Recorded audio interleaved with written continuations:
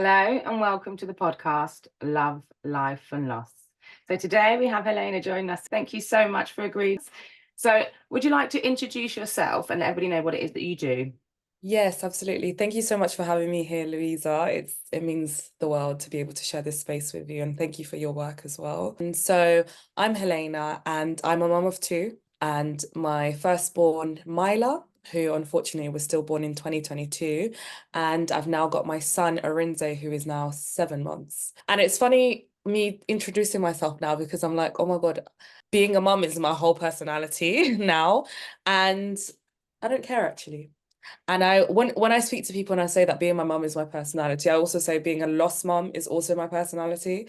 So the two go hand in hand. And, it's not just about the sadness and the grief of the being a lost mum, but also the pride. Like I'm so proud of my daughter. She made me a mum first. And I learned so much with her, and I continue to learn so much with her about myself and life, and because everything changes when you go through a pregnancy and then you don't have the result that you expected. So yeah.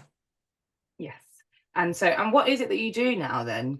So what is your job title if you have one? What would you call it? Yeah, well, so technically I am still a recruiter, but I've always been a creative. So before recruiting, before 2020, let's say, I used to be a writer performer, and that's always been the thing that I've been chasing, my dream, like lots of theatre, writing for theatre, performing. And then COVID happened, and then you obviously know what happened to the art community there. I mean, to loads of things, it kind of just went downhill. And then I had to be like, okay, I need to get a big girl job. So I ended up going into recruiting. And I'm at maternity leave right now, but I'm still technically I'm going to be going back to that. But I've with what's happened to me in the last year and a half, I have kind of gone back to my roots of writing. And now I would say I'm an author and founder of Maila's Present, where I'm creating personalized children's books for parents who have experienced baby loss, and just to keep that tangible, how should I say, like a tangible keepsake of your baby, but and personalized, because there's loads of books out there and they're all lovely. But I've seen some books of like parents and it's just about their baby, but I wanted it to be like feel a bit universal kind of thing. Yes, yeah, and I think it's absolutely amazing what you're doing, and that's how our paths crossed because I'd seen what you was doing. So it's absolutely amazing. So before we go too much into that, because I'd like you to be able to tell your story how you want to. So how does your story start, Helena? Yes. So I'll say it started in April 2022, which was my birthday. I mean, yeah, birthday time. And that's when I conceived my Maila, okay. I wasn't looking to get pregnant. We had just gotten married the year before in November. And we still wanted to do like the traveling, do this, do that. But at the same time, it wasn't like I was like, I cannot be pregnant whatsoever. So it's not like I was even taking the precautions. So obviously, well, not obviously, because unfortunately, some people don't have it that easy, right? But it happened to be very quick for me. And so there's like a mixed bag of like, oh my gosh, am I ready to be a mum right now? Like I'm still living at my parents' house. I've just started this new job. What's gonna happen? Am I gonna like lose my job? It was like loads of these things going on in my head. And I did a little prayer and I said, God, give me a reason to keep this baby. And it wasn't like I was considering like abortion, but I was also like, give me a reason to know that I will be okay. Yeah. And then I started thinking about things like, there's teen mums out there and stuff like that, and they manage perfectly well.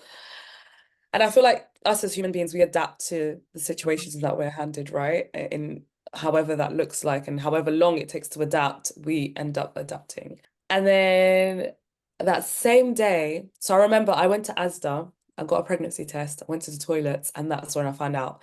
Same day I had a friend's birthday party, and the whole time I was thinking about, oh my God, I'm pregnant.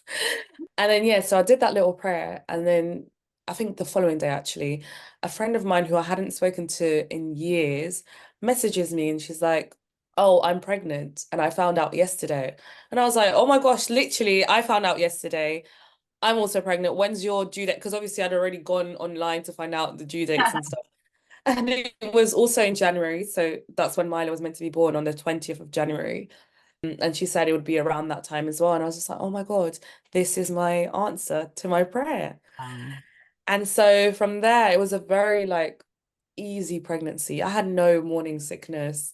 I had no terrible symptoms. I think the only one was just the sleepiness.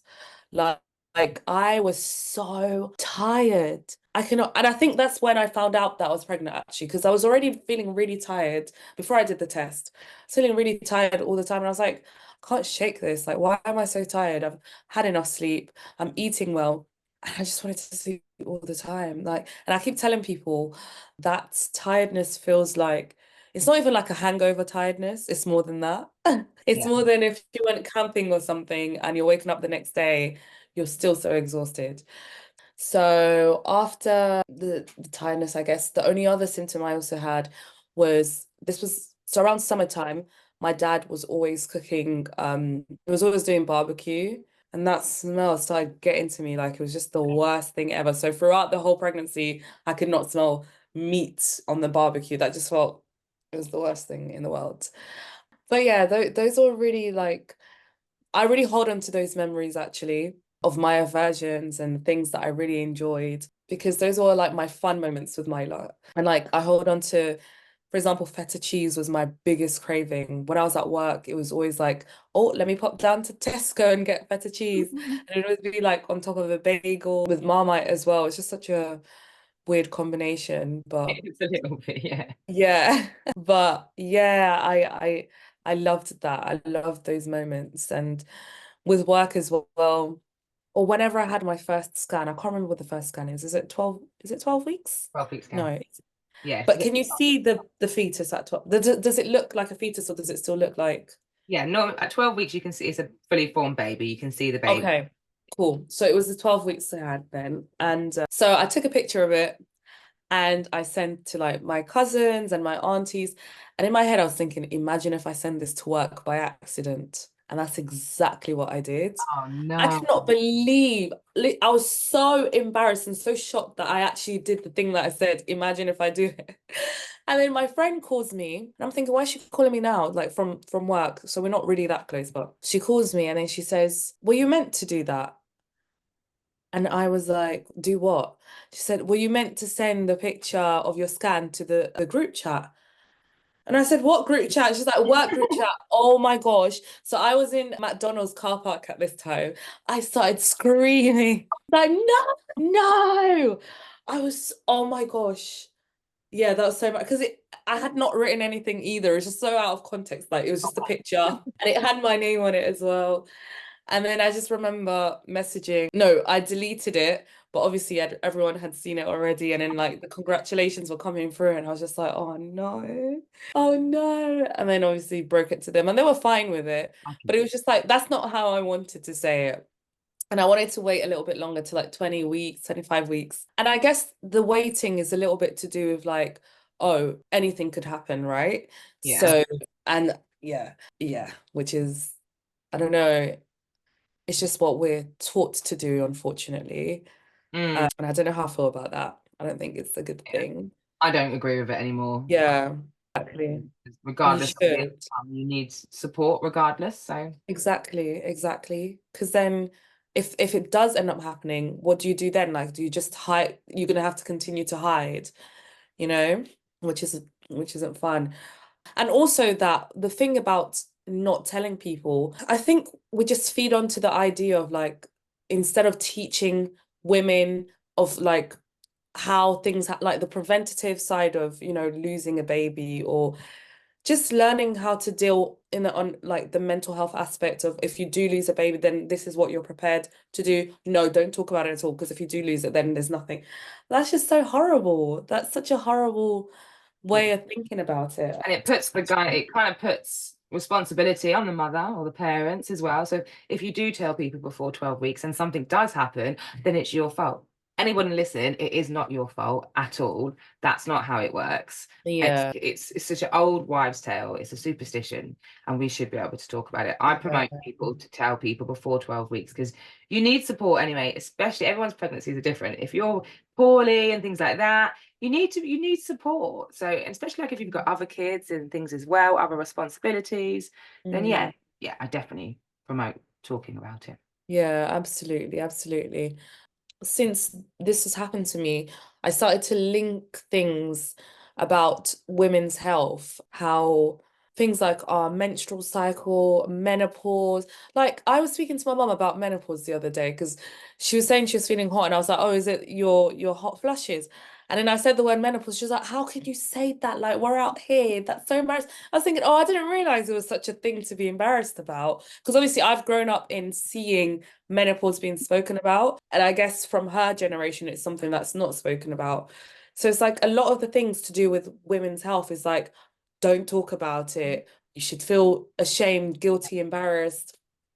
These are things that we go through. Like, why are we hiding the things that are part of our lives? It's such a shame. But yeah, so that was the reveal to work.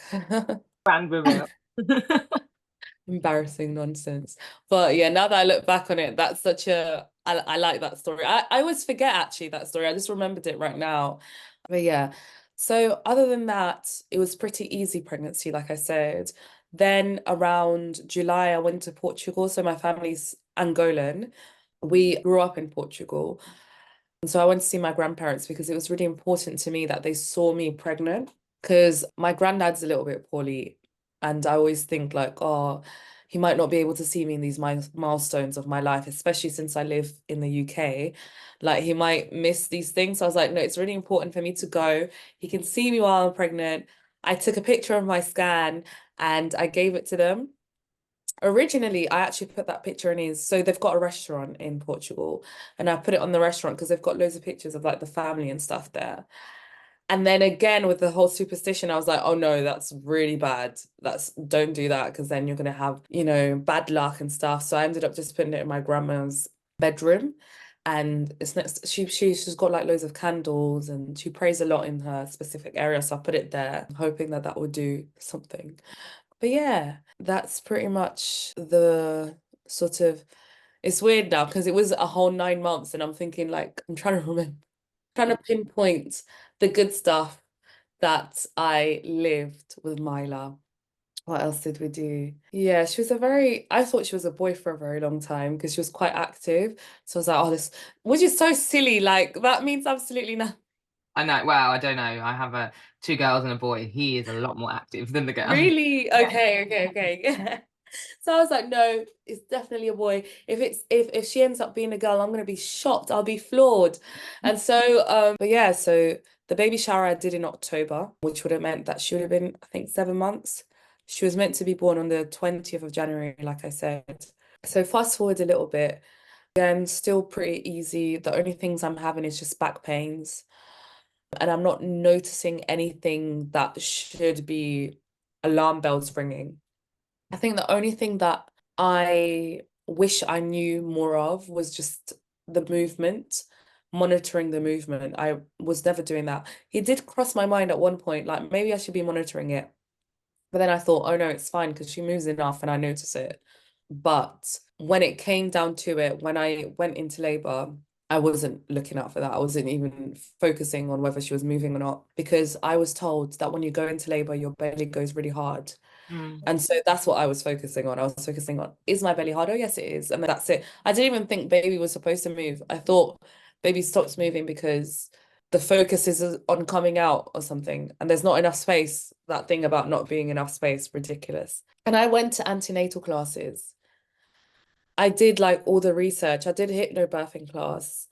So I feel like when you do these classes, they just focus on things that the positive things. They don't focus on like the preventions and the things to look out for. You Yeah. sort of forget that, the feelings that you have about miscarriage earlier on, you forget that those things can happen later on as well. So yeah, so 7 months, October. Then around the yeah, so December now is when everything happened. So I guess I feel like ready to talk about that a little bit more now. So yeah, we were having a little bit of family issues. So me and my partner, like I said, we were living with my parents, and I was just there was always bickering for nonsense things. Like the last argument was about keys. Could have been prevented, you know? So it was a really big argument about keys. I forgot the keys. And then my husband, he's the one who ended up getting in trouble and saying that we're irresponsible and stuff like that. And it's just like, it was ridiculous. And then so I got really angry. And I don't know if that has anything to do with what ended up happening. And I try not to think about it too much. Yeah, exactly. It's not, Can I just want to just say, yeah, important to say this, that everybody gets like that and has moments like that when they're pregnant. yeah, You're highly hormonal, you cannot control your emotions, and other yeah, people vibrate off of you as well. It is a very difficult time to navigate your emotions. So please don't yeah, ever think that you had any part to play in that, because all of us mothers will have mm, moments like that during our pregnancy. So all of our babies will feel that at some point. So yeah. feel that it's your fault. You're right, actually. I didn't really think about it like that, especially because it is a whole 9 months. Like, who can be 9 months just like of Zen? That's not. It's not realistic. That's the stuff that they like you to believe on TV and everything else. That is not real life.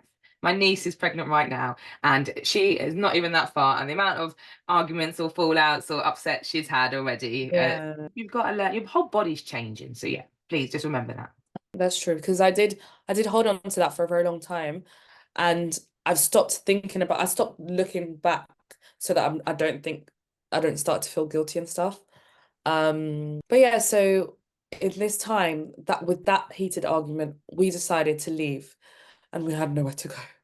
Well, I went to my cousin's house and she lived all the way in Staines and we're from East London. So we stayed there like for a weekend and then we ended up staying at another auntie's house. But her house was just too busy and it's her space as well.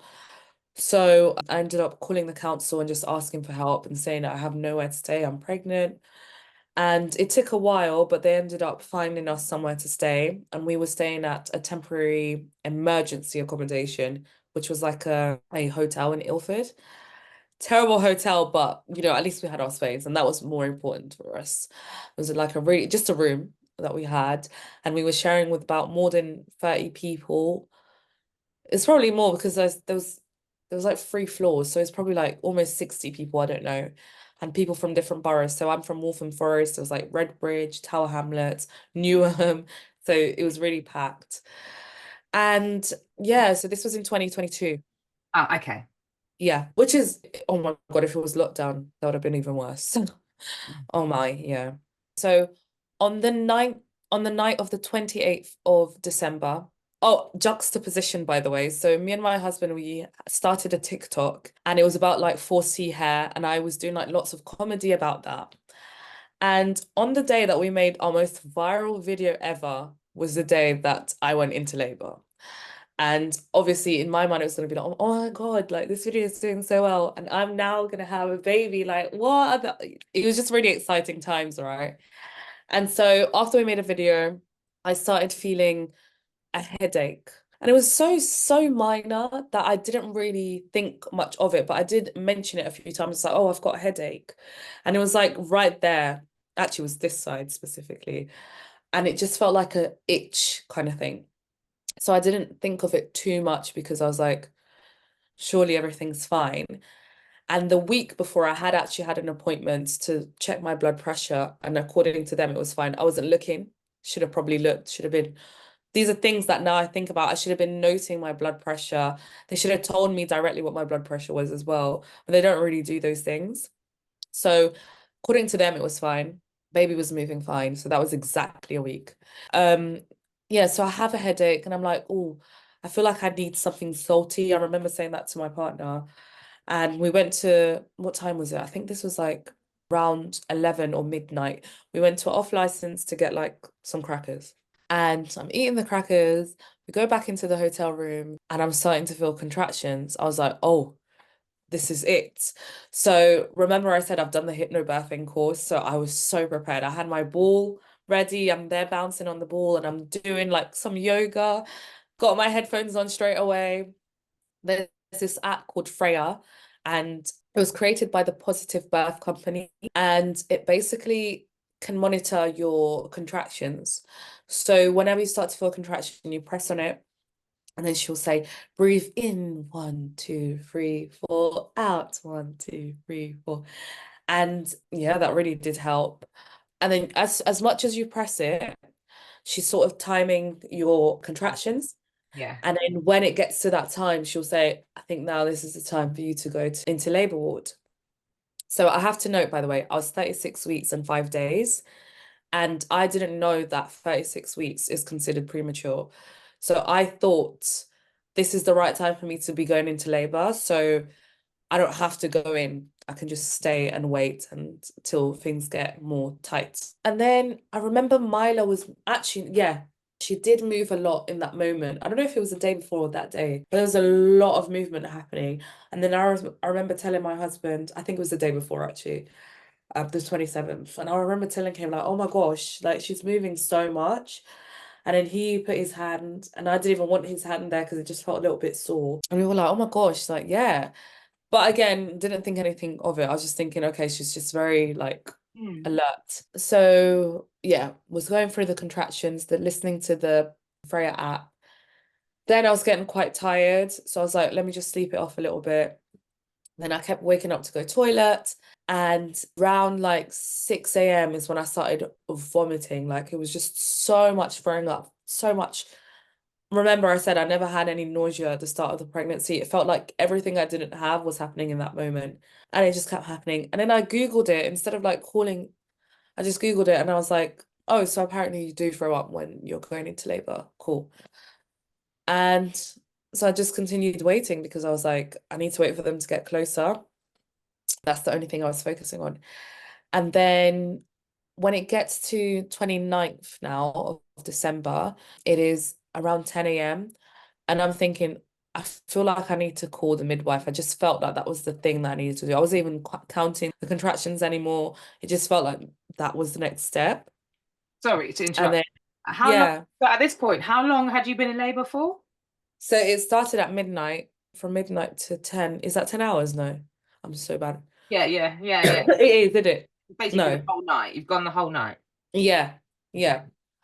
And then I call the midwife, and then she was like, so I said, oh, I'm 36 weeks and 5 days, and I'm in labor. And she said, you're 36 weeks and 5 days. You need to come in right now.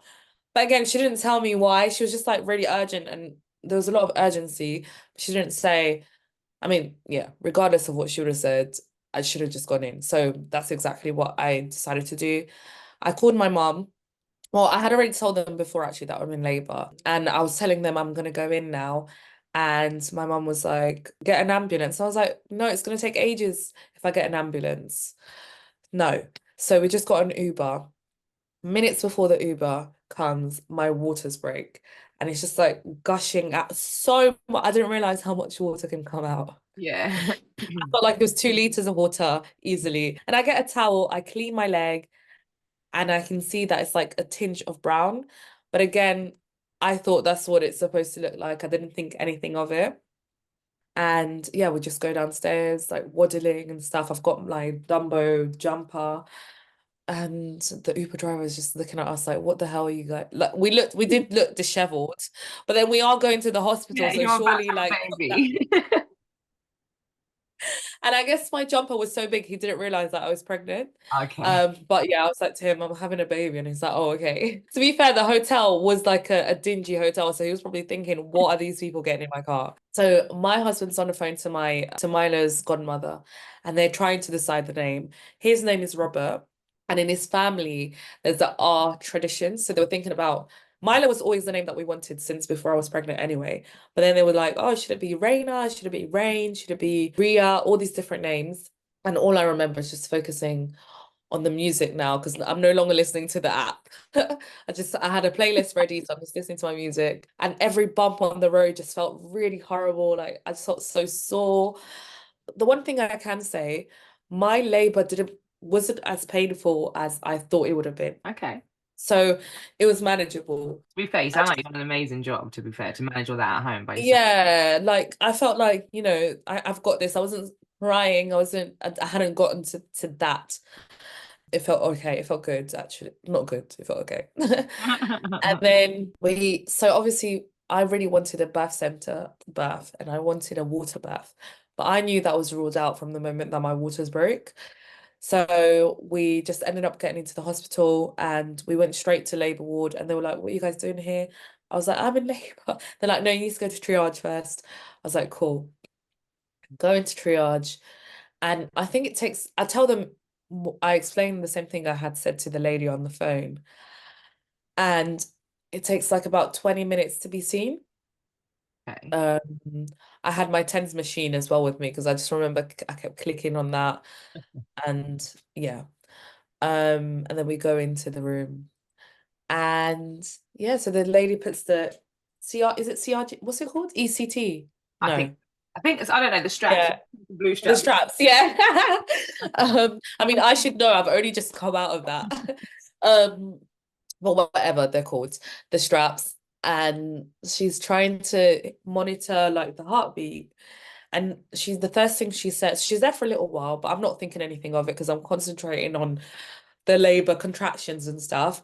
And she says, I can only seem to hear your heartbeat.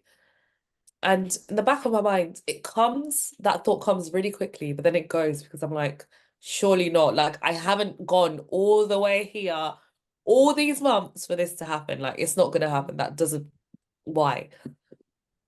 And then she's like, I'm just gonna click this button and a few doctors are gonna come in. And then after she's clicked the button, 10 doctors come in. I'm pretty sure it's 10. It felt really crowded. That must have been quite scary at that point.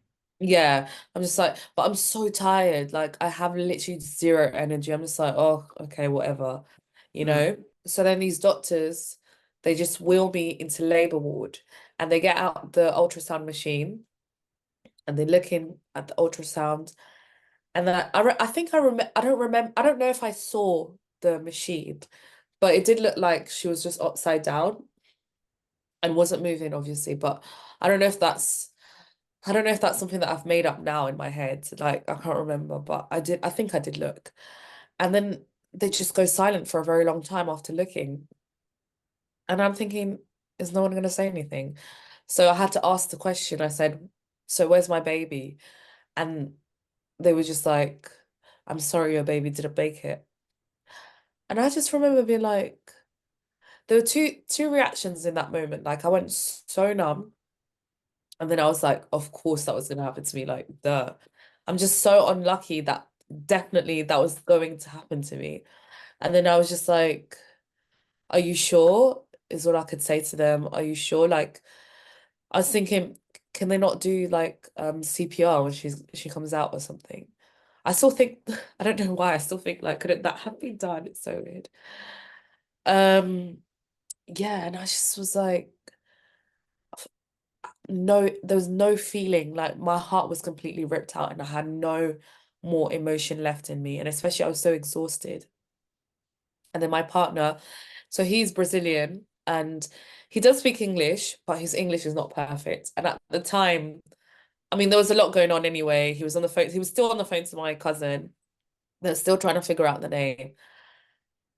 And I remember just saying to him, because he clearly was not understanding. And so I said, the baby's dead. Literally, those were the words in Portuguese. And then he was just so like, he fell on the floor. Like, he couldn't believe it. He was crying, screaming. And then he was telling my cousin, and she's like, what do you mean? No, no. Like, how? How? Like, she couldn't believe it. She's like, you're lying, you're lying.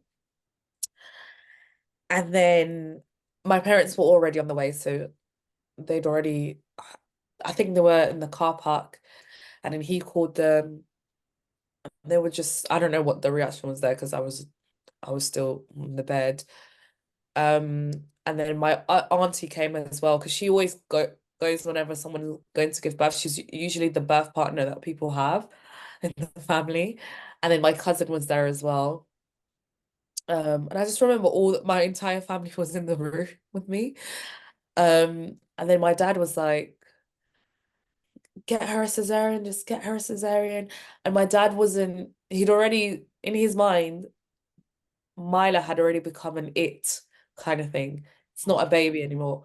So he was like, get it out of her, get it out of her. Like, Oh. and I was just like, ugh. But at the same time, I understood where he was coming from, but it was just such a weird concept. Like now it's no longer a baby, sort of. Um, and then I was saying I don't want to have a cesarean. So I had done so much work on the hypnobirthing side of things. Like I was so shocked. I was like, I'm so prepared. I've made all this preparation. I just want to do the one thing that I can control. I want to do what I was prepared to do. And so I had told the midwife, no, I want to give birth vaginally. I don't want any medication. I had only asked for gas and air. I was like, I just want to follow my birth plan at least. And so she was like, well, you can't have a cesarean anyway. My dad was really trying to push it because I was already 10 centimeters. Yeah, it all just started happening really quickly. And I was like, okay, I'm ready. Like, I just kept being like, oh, I'm ready for baby to come. And I got on all fours. I was like, yes, I can do it. I can do it. Just taking the gas and air and just pushing. And honestly, that was such a magical moment. And I'm so glad that I was able to have that moment. It's such a wonderful experience. And it's so sad that the outcome wasn't what was expected. Like, I felt like giving birth it was great. It was a great thing. Ugh, yeah. Can't get that back in it. Mm. So the midwife that was there, she was sensational.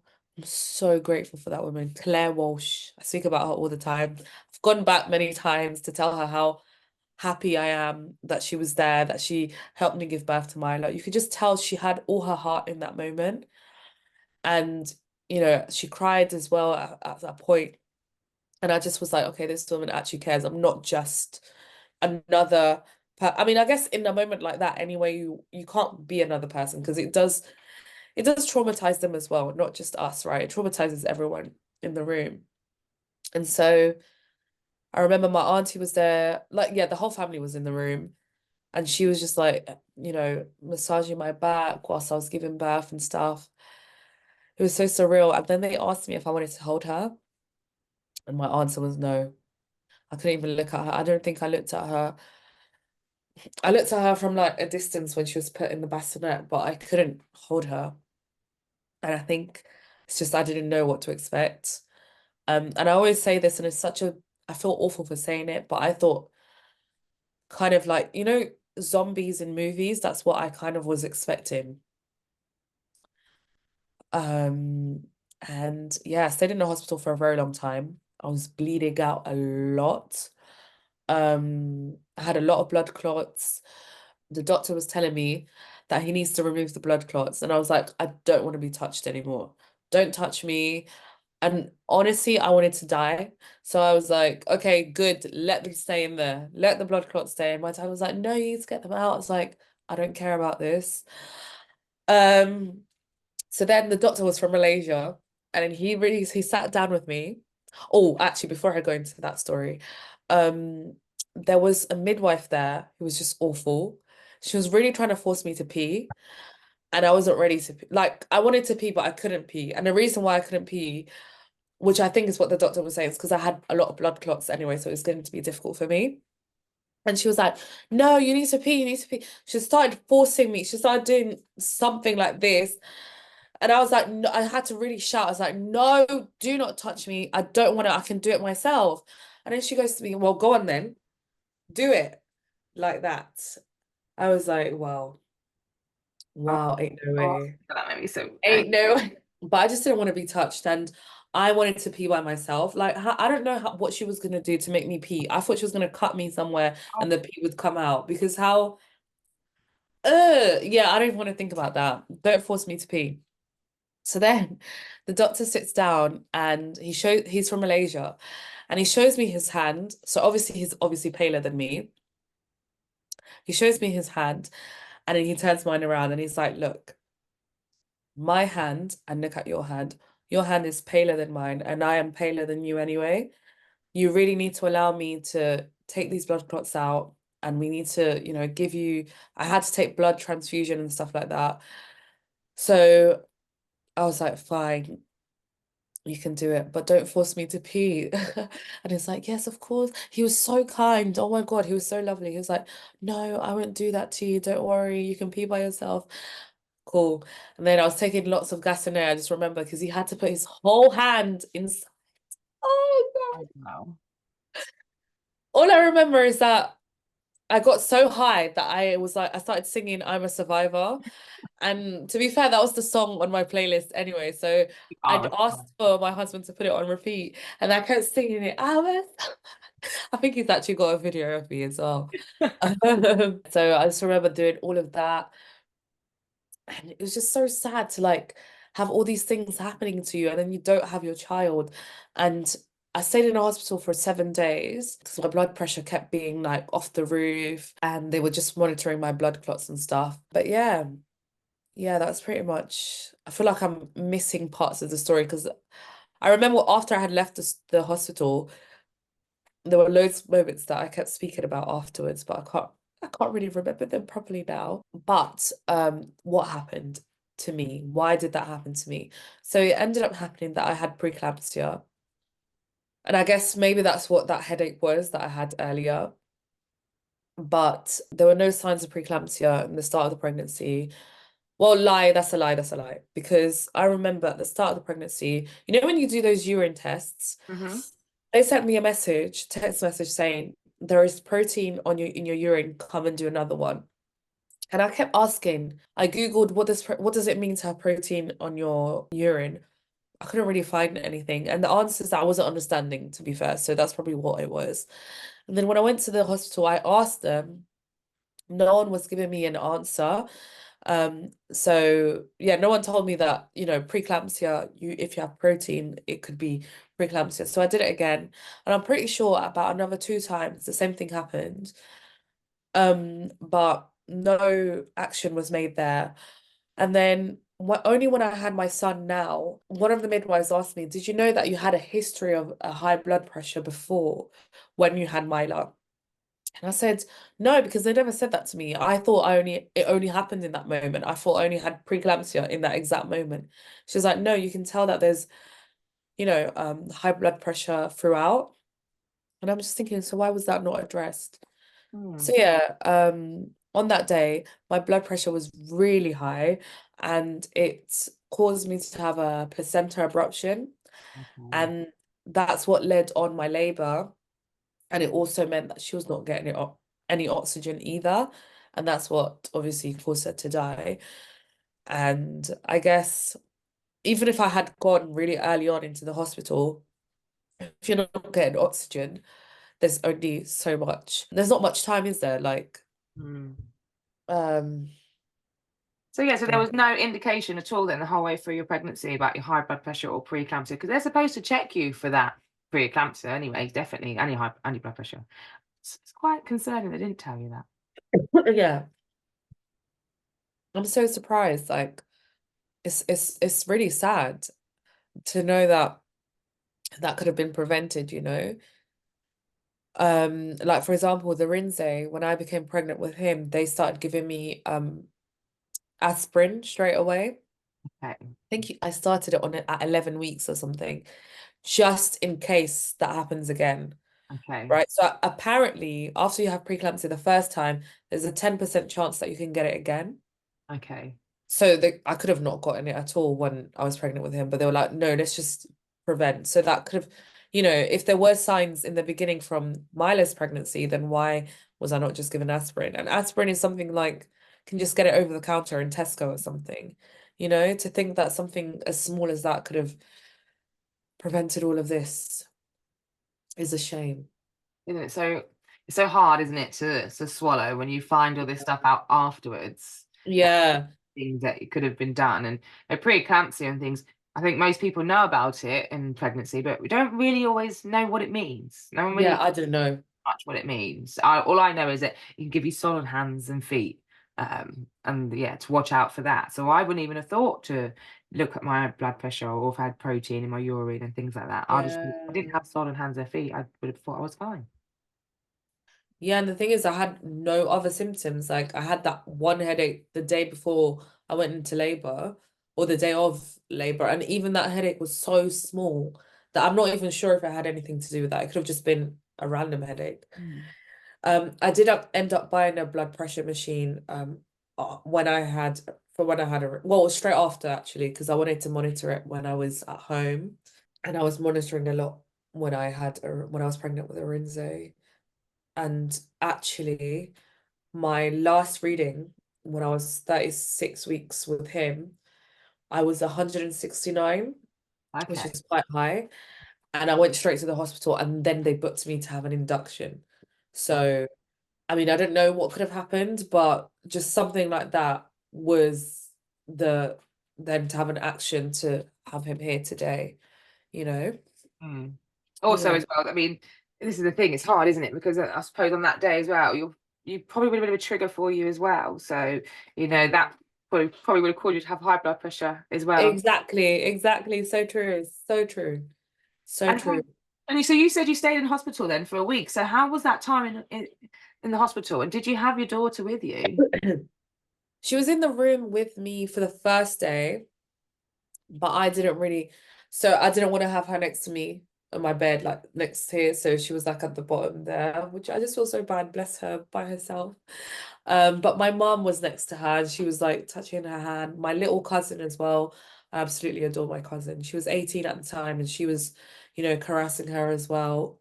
And then they took her, I don't know where they took her to, but they took her somewhere. And my mum went as well. And then she said she saw two other babies there as well, which is what another thing actually now saying that I thought I was the only person who had a loss in that moment. And now my mom said that those two, she didn't say it then, but then it's crazy to think, around that same time, two other mums went through the same thing.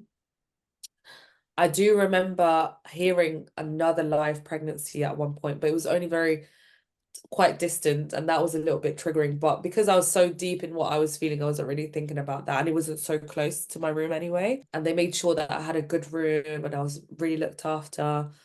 All my family came. So remember, I said I have a big family. They were all there, so I'm really grateful for that. I mean, and even the hospital allowed it. There was about more than 20 people. I'm not joking. There was a lot of people, and they Right. kept coming. And it's nice. They knew how to show up for me. Not, yeah, they did in that moment. I feel like the aftermath, I still felt like I needed more of that love and care and attention, but I won't fault them because they were there. And I've got the family in Portugal, like my grandparents, from my dad's side, they called me, my mom's side, who live in Angola, called. But there was one auntie who is part of the side, my dad's side. We have a group chat. So we're really close, by the way. I grew up with her as if she was my sister. She's quite close in age as well. And she's just had a daughter who's the same age as Arinze, but she'd never had kids before. And when I had Maila, so she didn't have kids at the time, she did not message me whatsoever. And I remember just waiting for that call, waiting for that message. And especially if we share a group chat, right? I feel like, we're quite intimate and we grew up together. My mum was basically always her mum. Obviously, it was around New Year's time, 29th of December.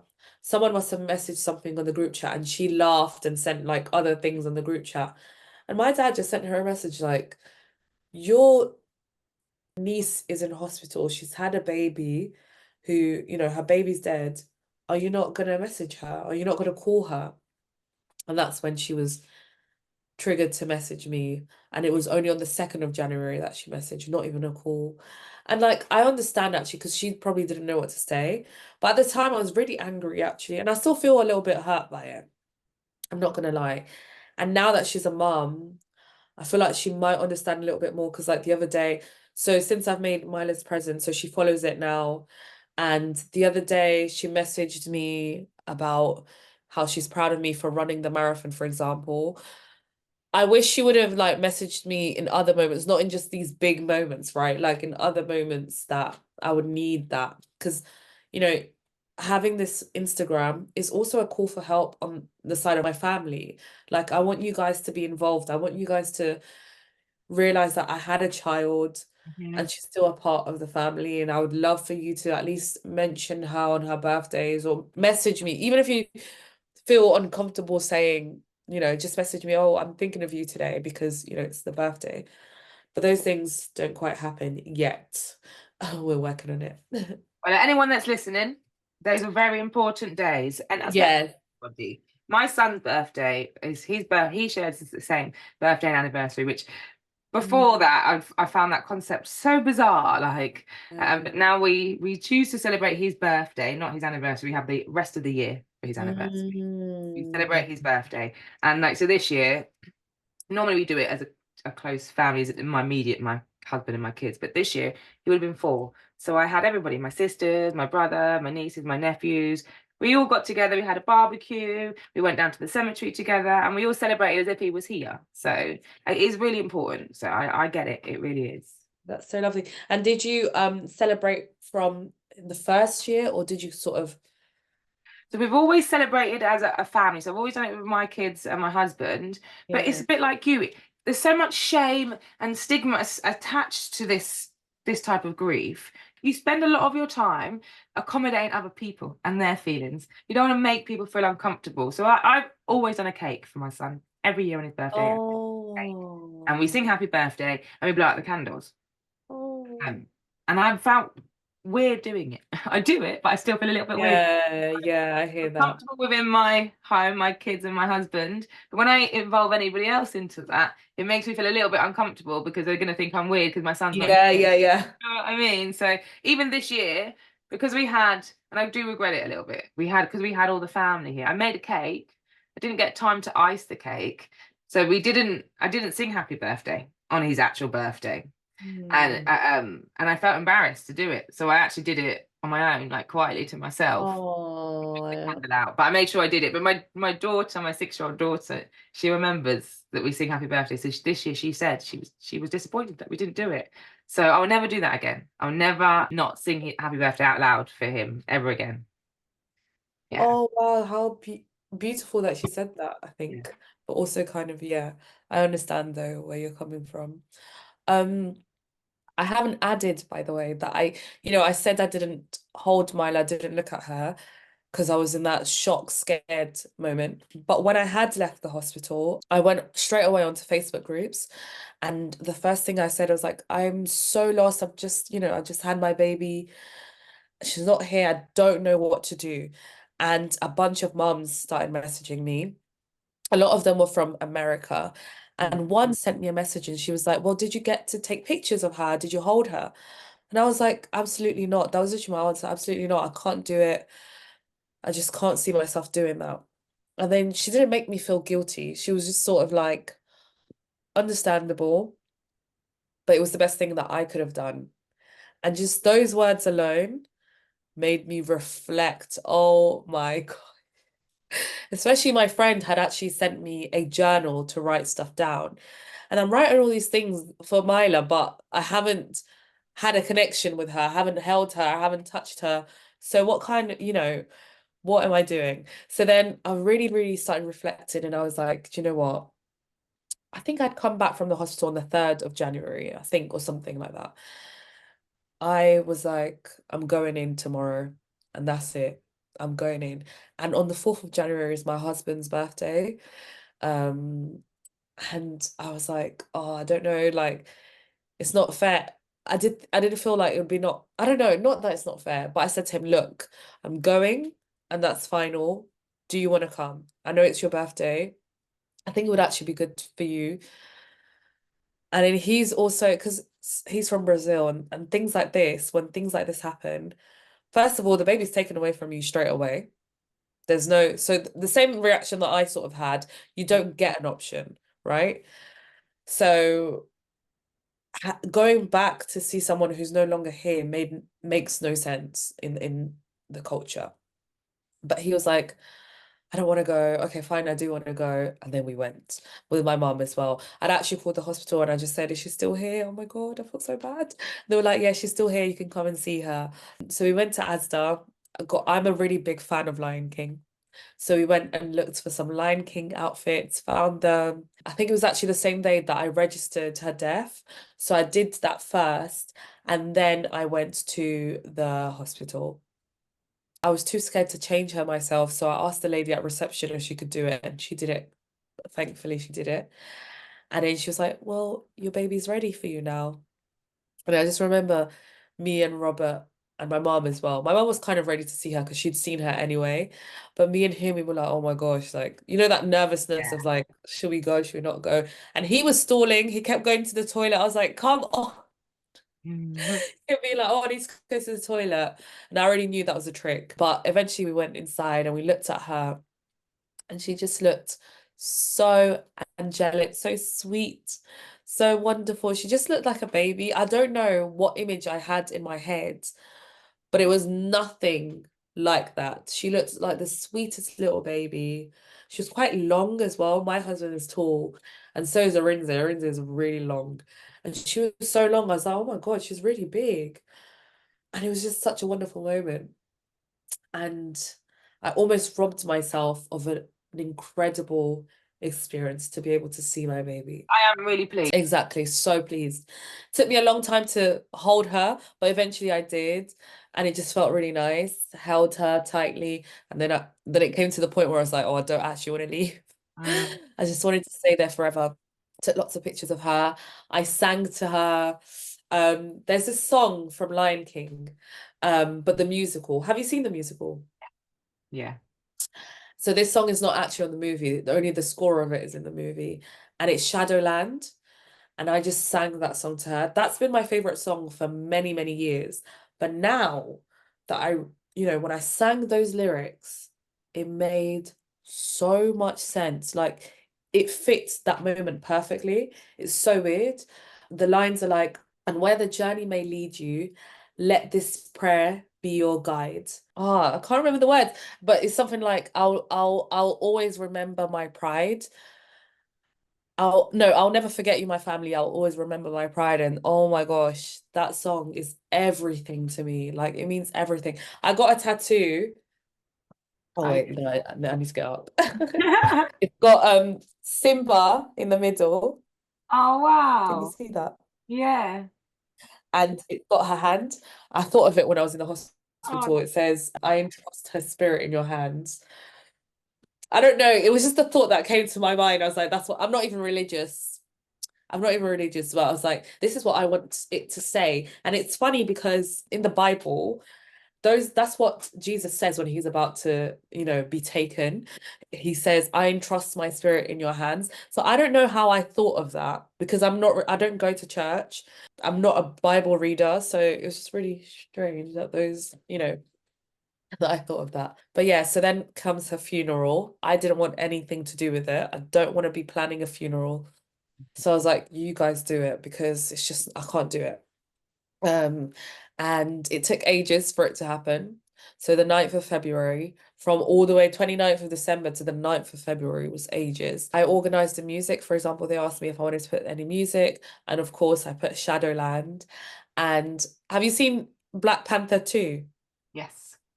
You know the song Alone by Burna Boy?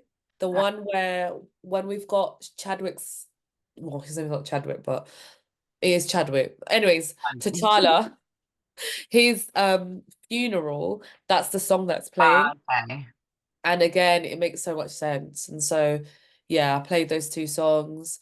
I saw my husband carrying her coffin. Oh, how sad. How sad. And I just think about him holding her weight. Mm. I just saw him, that was such a heartbreaking moment. And then I wrote a little eulogy. I read it out to her. I don't even know what I did with that paper. I think I left it with her. And yeah, then she was cremated. I chose, so this is another thing. I started thinking about what do I do? Do I bury or I cremate her? And I just remember thinking about my own mortality in that moment. And I was like, well, fine. If I cremate her, then that means I'm definitely getting cremated. And and then we're going to be put together when I'm gone. So yeah, we've got her ashes still. It's in the living room. We've got a little section for her in the house. But yeah. Yeah, and we've got seagulls as her animal. So Okay. on the day of her funeral, I had set my alarm for like 6 o'clock in the morning. The funeral would have been at like 9 or 10. And I was like, oh, let me just wake up really early so I make sure that I'm not late or whatever. And the alarm goes, and I'm just like, oh, staring into space. Obviously, I don't want to get up. And then outside my window, I'm hearing like outside this hotel. I'm still at the hotel, by the way. This has never happened before. Never, ever, ever have I heard all this screeching. I'm thinking, what is this? So I go outside. Literally, I'm not even exaggerating, around 20 seagulls are flying around. And I was like, this is a sign. This is Mila, because what else could it be? What I It call was it, hello from heaven. right? It was just too specific. It was like, okay, guys, it's just like she's saying, parents, get your shit together, come and send me off, you know? And yeah, the connotation of white birds and stuff, I was like, yeah, that's gonna be her, that the connection that I have with her. And in the section that we've got in the living room, I got like a mobile that has seagulls. Oh, nice. Ah, yeah. It was quite hard going back to that hotel room as well because it's such a small little room, and I'm looking at the place where I had my waters break. We stayed there for a very long time afterwards, like until May.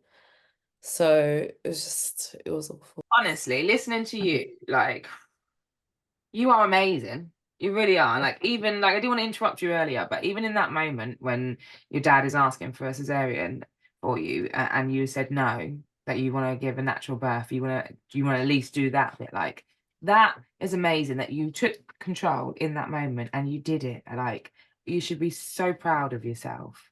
Like, because Mm, it is all part of the journey, and you can say that you gave birth to your daughter, you did that. So, yeah. like, honestly, you are amazing. You really are. And like, and to Thank sit here and tell your story in the way that you have as well. Like, and then you haven't even finished your story because you've then gone on to have a rainbow baby. you. And Yeah. like, how was that for you? I mean, the thing of not having anything to hold, not having Mila to hold was really difficult. And I was like, I need to have a baby right now. And I think I didn't really think about like the health aspect, right? Because I should have probably waited and stuff like that. But I was like, I need a baby right this second. And so as soon as my period came, the following month, we were pregnant basically. And again, easy pregnancy physically, but Mhm. mentally and emotionally, oh my gosh, it was terrible. And actually, in the beginning, I was like, no, I can do this. It's fine. I can separate the two. Of course, I couldn't. Of course, and I'm still grieving at this moment. I'm finding it a little bit hard to have a connection with Arinze. Like, if he was moving too much, I'd be like, oh my God, why is he moving so much? If he's not moving enough, oh my God, why isn't he moving? So every little thing was a trigger.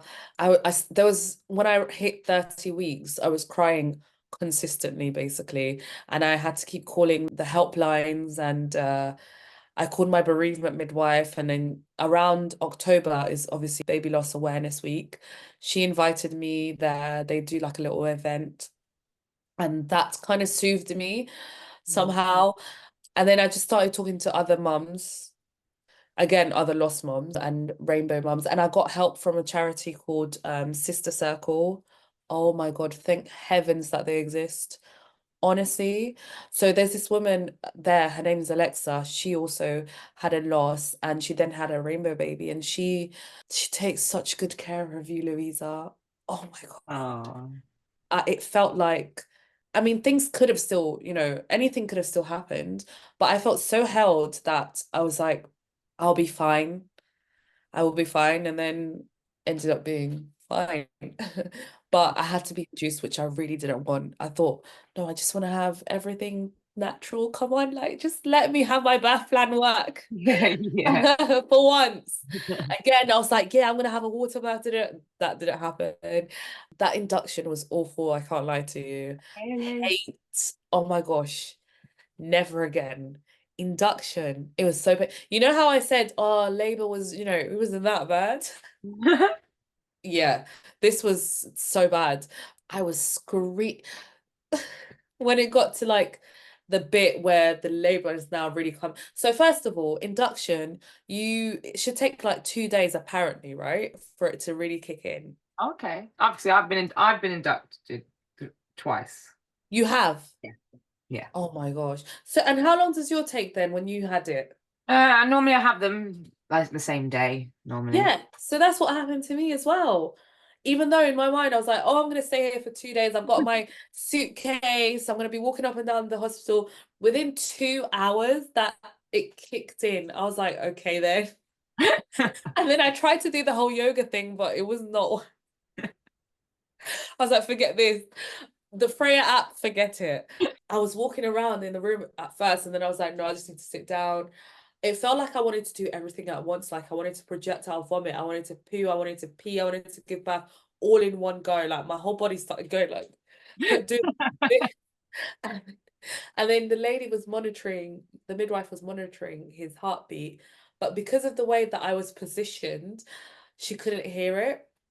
And she kept saying, no, I really need your help because otherwise I can't hear his heartbeat. And obviously I'm worried now that he can't hear the heartbeat. Yeah. But at the same time, I physically couldn't find the strength to move.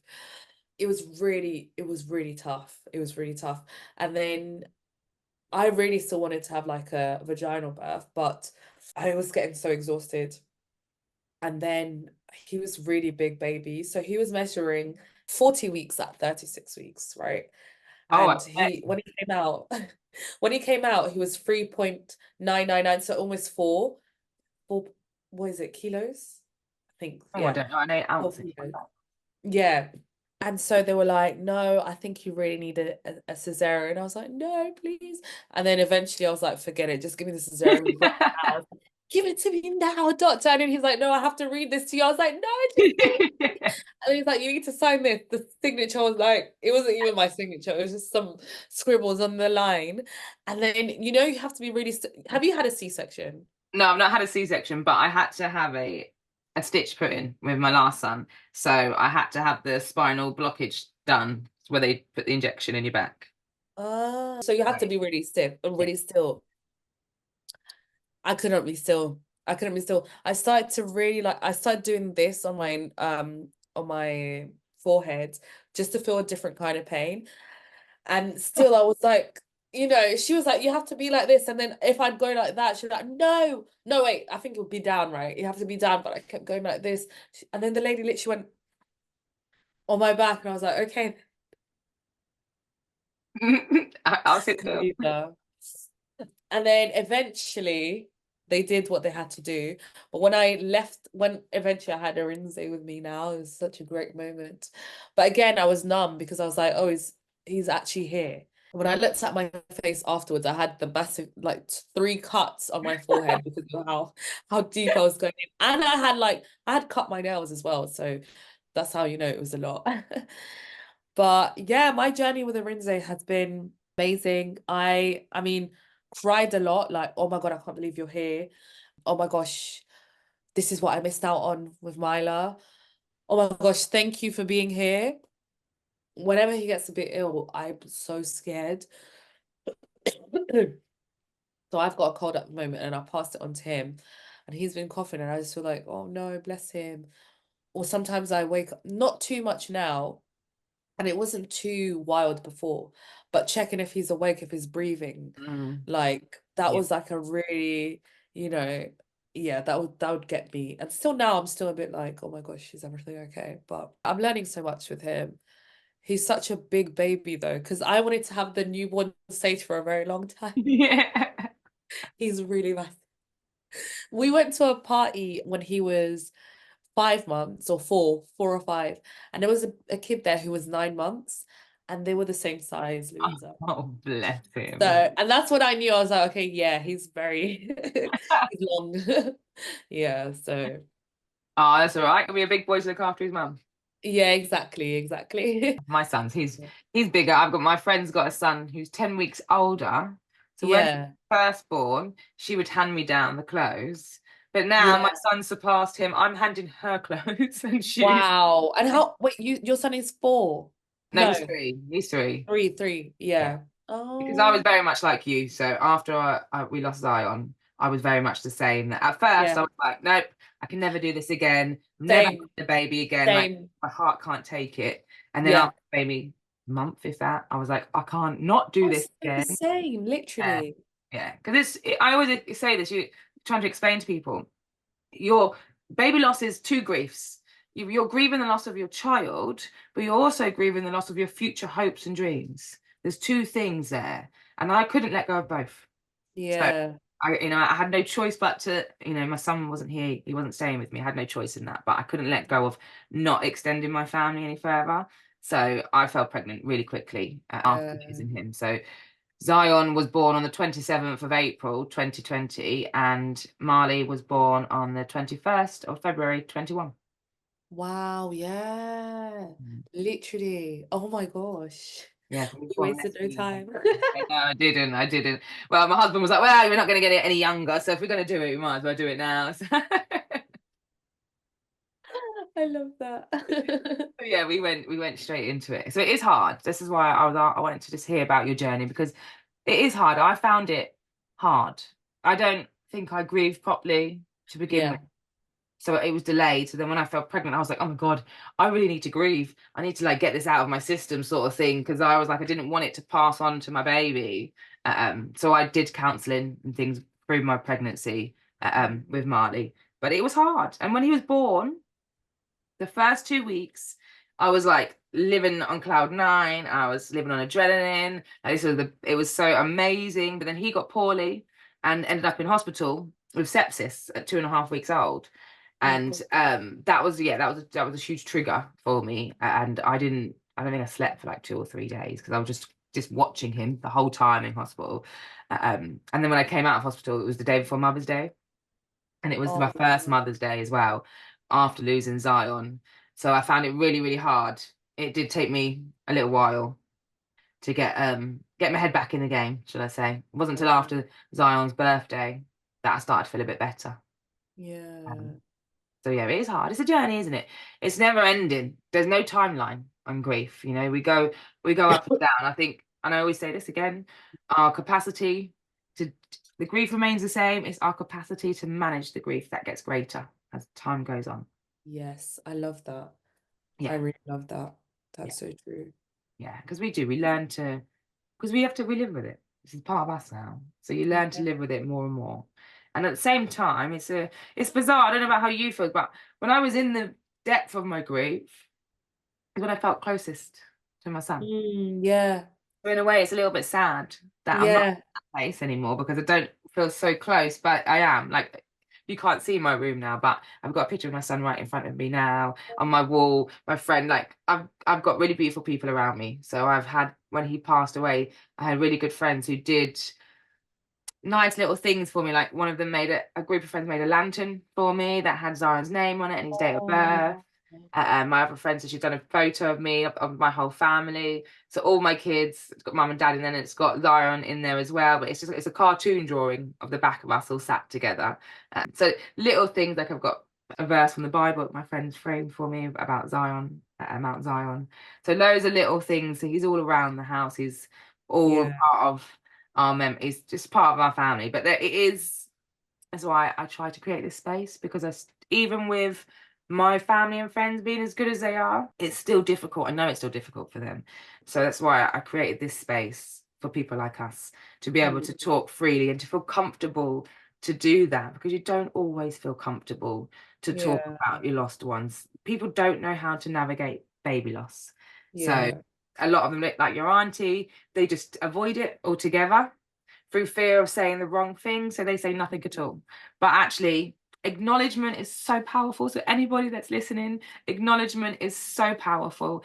Even if you might say the wrong thing, it's better than ignoring it and not saying nothing at all. Acknowledging somebody's baby is so Yeah. powerful and so important because you just think of it like this. If that baby had died at 18 years old, you would acknowledge that baby as Yeah. much as anybody else. So, what's the difference? It's still our babies. They're still our Yeah. children and they're still part of the family. So I Yeah. think that's why I think it's so amazing that you do what you do now, given what you've gone through. And it still is really quite recent and quite raw because you've gone through so much you've then had on a rainbow baby on top of that. So Yeah. you're still processing everything, really. Yeah.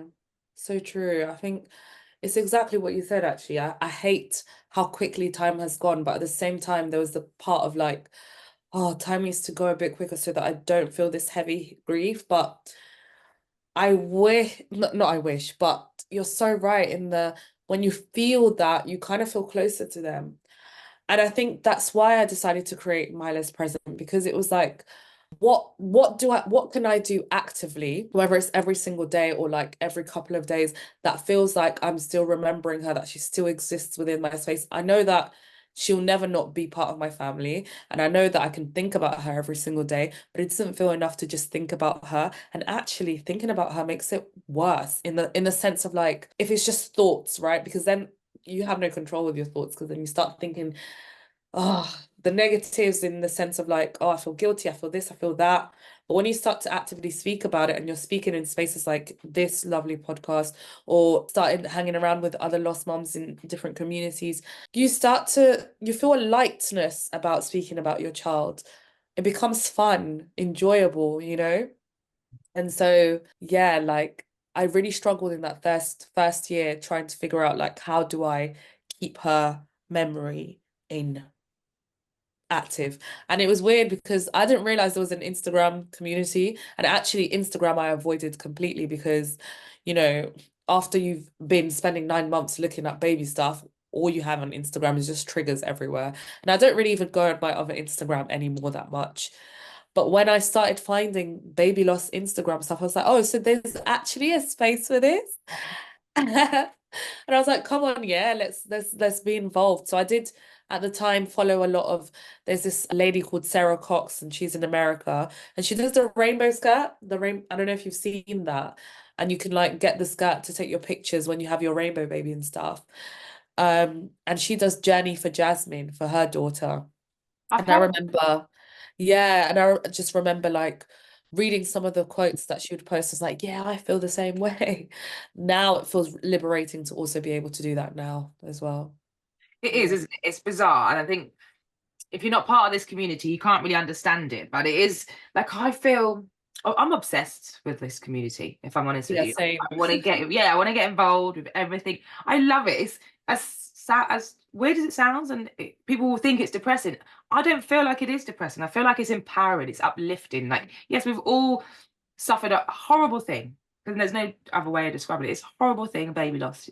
But the fact that when you see people, what they do as a result of that, and how they support each other and show up for each other, it's just beautiful. And it is, and it's so nice to be able to be around. Like, people can't touch you. I don't feel people, for me personally, people haven't been able to touch me as well as mostly as if people have experienced it themselves. Mm, I always say, if you know, you know. yeah. Like, I don't want you to know, but if you know, you know. Like, and you can't. If you don't know, then you just don't know, sort of thing. Like, Yeah. can't Yeah. understand it. And it's not patronizing, and I hope you never have to understand it. But it is such a unique grief that, and I've experienced a lot of grief, so I can, I can sit here and say this, but it is really unique. But it's so empowering when I see so many women doing such great things as a result of their loss, and like doing things like what you're doing, like everyone knows your daughter's name. Like, for me, that's so important. It was so empowering. This is why this podcast is called Love, Life, and Loss, but it's my company is called Zion's Lighthouse. It's named after my son, so, and when I do it, I talk about my son. So everybody will know my son's name. Like, I'm so proud of that. Like, and I now feel so comfortable to say his name. Whereas there was time when I didn't feel that comfortable to say his name. But now I do. And I know it's more in a business sense or whatever, but I've got this space now, I've created this, and no one has ever taken it away from me. And I welcome anybody into this space because it's for all of us. So thank you. Thank you so much, Helena, for joining this space today and telling your story. It was an amazing story, and you are amazing. So where can people find you? And if they want to get in contact with you, what do they do? Yeah, so you can find me at Mila's Present, which is spelled Mailas Present. And at the moment, I'm creating the personalized children's books. I got really inspired by a company called Wonderbly, and I feel like I should mention that because they are an amazing company. But I feel like this is a space this is exactly what we need. Where they have like loads of different catalogs of books. It could be books dedicated for maybe just the dad, for the mom, for the grandparent, for a sibling. And that's what I'm hoping to create. But this first book I'm doing at the moment is called When I Was in Your Tummy. And it's just a story about baby's perspective, looking at what it was like when they were inside our tummy. And now that they've left our tummy, what it's like then, the signs that they send us and stuff like that. And you can choose a character that best looks like your baby. There's literally 40, there's 80 options actually. So Wow. there's a lot of characters A to lot of choose work from. there.